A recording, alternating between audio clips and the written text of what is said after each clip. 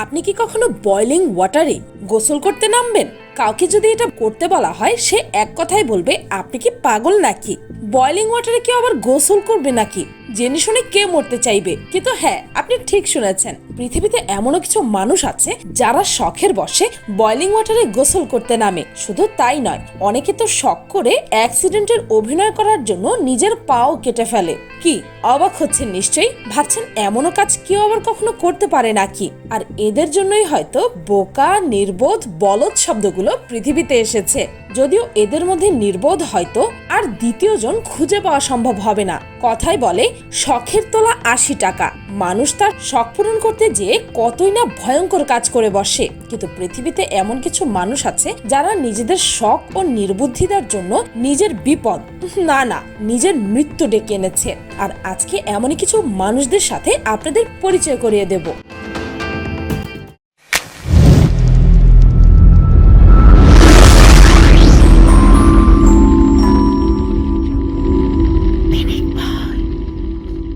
Number 1, pigeon hunt. পৃথিবীতে এমন অনেক লোক আছে যাদের কবুতর পোষার শখ অনেক বেশি। এরা সারাক্ষণ কবুতরই খুঁজতে থাকে আর ভাবে, ইস, যদি সব কবুতর আপনার হতো।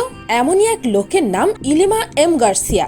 সে যখন একটি ইলেকট্রিক ওয়্যারের উপর একটি কবুতর বসে থাকতে দেখে, তখন সেটাকে তার ধরার ইচ্ছা জাগে। তাই সে খুঁজতে থাকে কি দিয়ে এত উঁচু থেকে কবুতরটিকে ধরা যায়। তার পাশেই সে একটি ২০ ফুট লম্বা অ্যালুমিনিয়াম পাইপ দেখতে পায় আর পাইপটি দিয়ে কবুতরটি ধরার চেষ্টা করে। কিন্তু সে ইলেকট্রিক তারের কথা ভুলেই গিয়েছিল। আর অ্যালুমিনিয়াম পাইপটি তারের সাথে লাগার সাথে সাথেই এটির মধ্য দিয়ে বিদ্যুৎ প্রবাহিত হয় আর হাই ভোল্টেজের কারণে সে সেখানেই মারা যায়।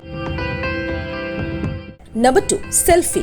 বর্তমান যুগে সেলফি তুলতে ভালোবাসে না এমন ছেলে বা মেয়ে হয়তো পাওয়াই যাবে না। বিভিন্ন পোজের সেলফি ফেসবুকে আপলোড দেওয়া তো অনেকের নেশায় পরিণত হয়েছে।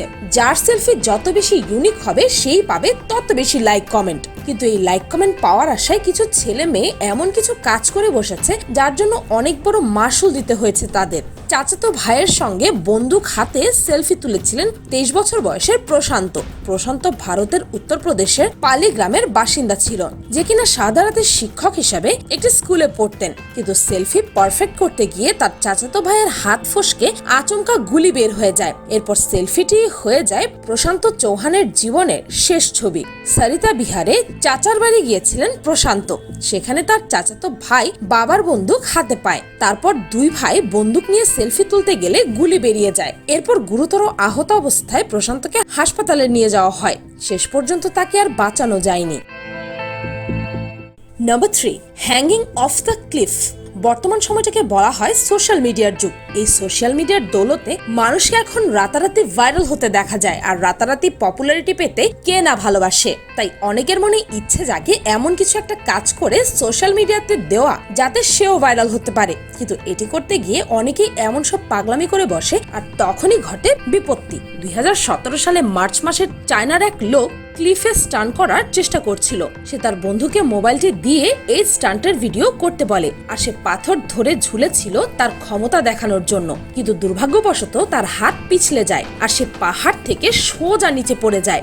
সামান্য একটি ভিডিওর জন্য সে নিজের জীবন থেকে হাত ধুয়ে বসলো।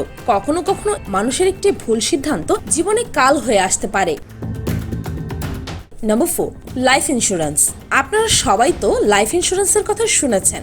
মানুষ তার লাইফ ইন্স্যুরেন্স করায় যাতে কখনো যদি তাদের কোনো দুর্ঘটনা ঘটে, তাহলে তারা সেই ইন্স্যুরেন্সের টাকায় বাকি জীবন কাটিয়ে দিতে পারবে। কিন্তু অনেকেই আছে যারা ইন্স্যুরেন্সের টাকা পাওয়ার জন্য ইন্স্যুরেন্স স্ক্যাম করে, মানে মিথ্যা অ্যাক্সিডেন্ট বা অন্য যে কোনো দুর্ঘটনার নাটক করে। আর এতে করে তারা সুস্থ থাকার পরও টাকা হাতিয়ে নিতে পারে। কিন্তু 2001 সালে একটি লোক ইন্স্যুরেন্স স্ক্যামের সকল রেকর্ড ভেঙে দিয়েছিল। এই লোকটি প্রথমে অনেকগুলো ইন্স্যুরেন্স করায়। তারপর সে তার কাজিনকে বলে চেইনস অর্থাৎ করাত দিয়ে তার পাটি যেন কেটে ফেলে। আর এটি করলে সে ইন্স্যুরেন্স থেকে $5 লক্ষ পেত। আর পা না থাকার সত্ত্বেও সে আরামসে কোনো কাজ করা ছাড়াই সারা জীবন কাটিয়ে দিতে পারত। কিন্তু দুর্ভাগ্যবশত তার কাজিন কোনো ডাক্তার ছিল না। আর সে লোকটির পা এমন ভাবে কাটে যাতে সেই পা কাটার পর ব্লিডিং কিছুতেই বন্ধ হচ্ছিল না। আর ডাক্তারের কাছে নিতে নিতে লোকটি মারা যায়। কিছু টাকার জন্য এর চেয়ে বেশি বোকামি হয়তো আর হয় না। এটি ইতিহাসের সবচেয়ে স্টুপিড মানি মেকিং স্কিম ছিল। Number 5, TikTok. টিকটক অ্যাপসটির নাম শোনেনি এমন মানুষ হয়তো এখন আর পাওয়াই যাবে না। গানের তালে তালে বিভিন্ন অঙ্গভঙ্গি করে 15 সেকেন্ডের ভিডিও আপলোড করে তাড়াতাড়ি পপুলার হয়ে যাচ্ছে অনেক মানুষ, যার জন্য দিন দিন টিকটক ব্যবহারকারীর সংখ্যা বেড়েই চলেছে। কিন্তু এই টিকটক ভিডিও যে মৃত্যুও ডেকে এনেছে অনেকের। টিকটকে ভিডিও বানানোর সময় পুকুরে ডুবে মারা যায় 20 বছর বয়সী মালা। ভারতের কর্ণাটক থেকে 10 কিলোমিটার দূরে ভাদাগিরি এলাকার এই ঘটনা।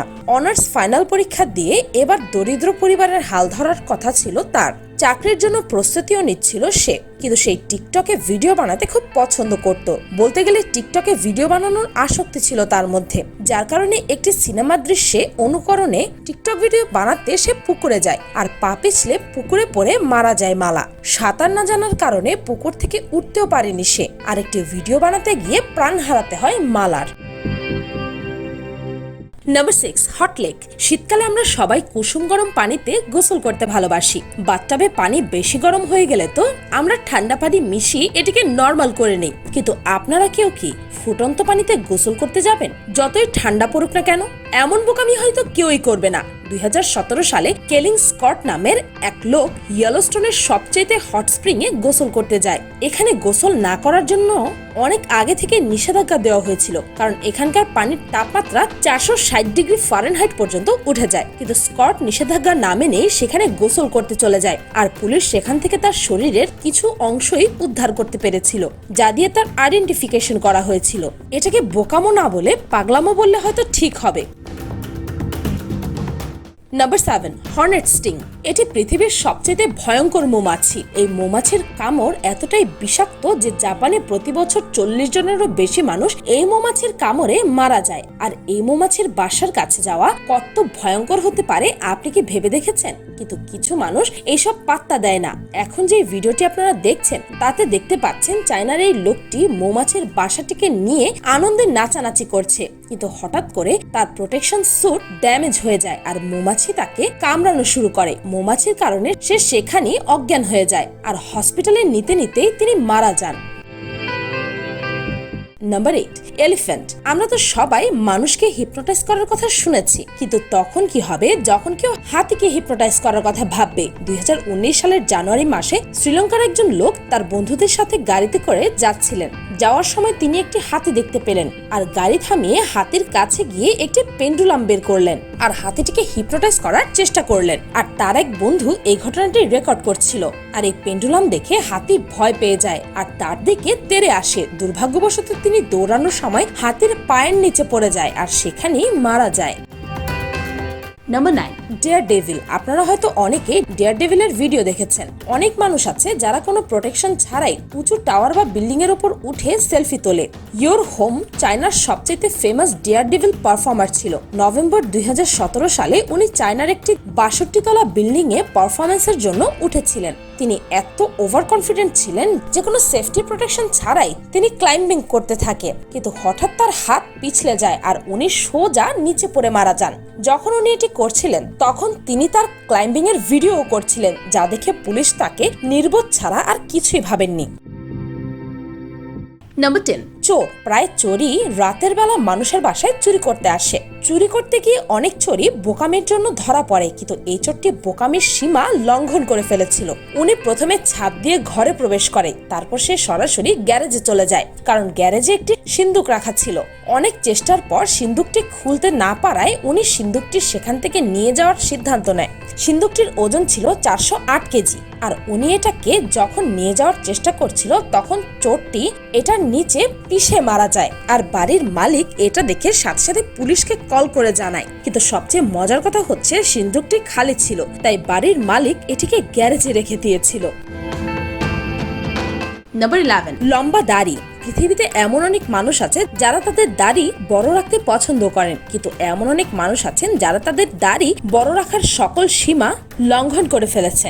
অস্ট্রেলিয়ার হামস্ট্রেঞ্জার একটি ছোট টাউনের মেয়র। তার লম্বা দাড়ির অনেক শখ ছিল, তাই তিনি অনেক বছর দাড়ি কাটাননি। এতে তার দাড়ি 1.5 মিটার লম্বা হয়ে যায়। তিনি তার দাড়ি ফোল্ড করে ফ্রন্ট পকেটে রাখতেন। 1967 সালে তার শহরে আগুন লেগে যায়। তিনি যখন সেখান থেকে পালিয়ে বাঁচার চেষ্টা করছিলেন তখন তার দাড়ি তার পকেট থেকে পায়ের সামনে এসে পড়ে, আর সিঁড়ি দিয়ে নামার সময় তিনি তার দাড়িতে পেঁচিয়ে নিচে পড়ে যান। এতে করে তার ঘাড় ভেঙে যায় আর তার মৃত্যু হয়।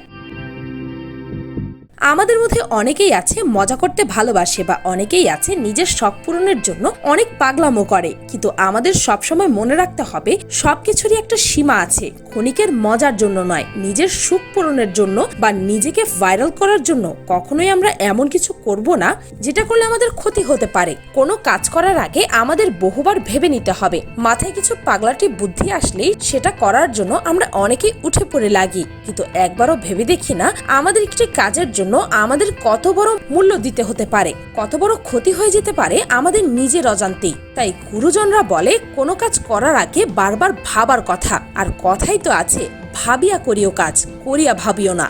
আর এরা তো এতটাই নির্বোধ ছিল, কাজগুলো করার পর তারা আর ভাবতেও পারেনি তারা যে ভুল করেছে, কারণ ভাবার জন্য তো বেঁচে থাকতে হবে। আর ইনারা তো নিজেদের বোকামির কারণে নিজেদের জীবনটাই হারিয়েছে। লকডাউনের কারণে আমি পাগল হয়ে গেছি।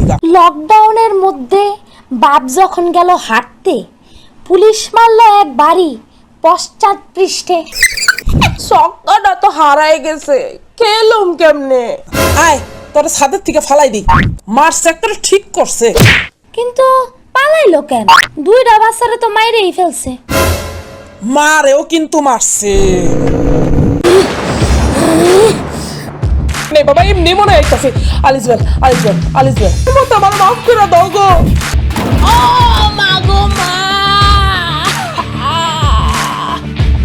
ভিডিওটি ভালো লাগলে বেশি বেশি করে শেয়ার করতে পারেন। আর যদি এই ভিডিওটির সেকেন্ড পার্ট দেখতে চান তাহলে কমেন্টে জানাতে ভুলবেন না যেন। আর পিনিক পাই চ্যানেলকে সাবস্ক্রাইব করে বেল আইকনে অল নোটিফিকেশনস অন করতে ভুলবেন না যেন। শুধুমাত্র এভাবে পিনিক পাইয়ের প্রতি ভিডিওর নোটিফিকেশন আপনার কাছে পৌঁছে যাবে। আজকের মতো পর্যন্তই, দেখা হচ্ছে পরের ভিডিওতে।